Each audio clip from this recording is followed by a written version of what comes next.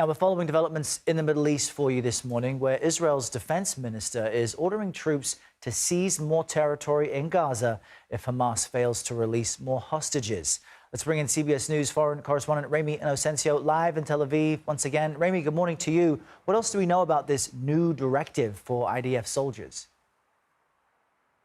Errol, good morning. Yes, on top of seizing those additional areas in the Strip that you mentioned, Israel Katz, the defense minister, has ordered troops to expand the security zones around Gaza. And he says that this is all about the hostages, and that the more Hamas continues its refusal to release them, then the more territory, he says, it will lose to Israel. And a reminder, it's believed 59 hostages, both alive and dead, are still held in Gaza. And this new order would apparently be building off of the IDF's initial operations that we reported earlier this week, focusing on central Gaza and southern Gaza. The IDF dropped leaflets telling people to evacuate certain areas, so those areas may also be expanded. And then there's, of course, the renewed loss of lives.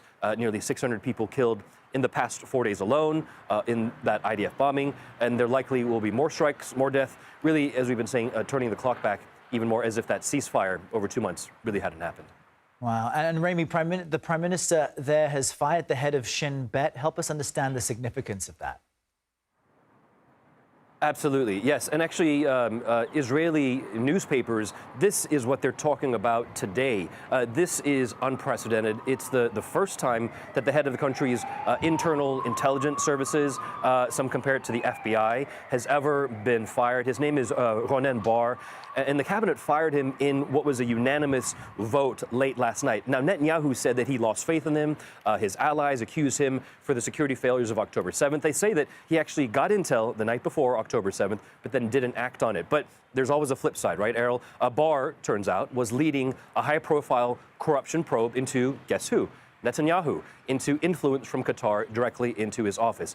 Critics of Netanyahu say he's just trying to save his own skin, firing the chief, and then trying to install someone who will be an ally. This case is now headed to the High Court. Ramy Inocencio, thank you very much.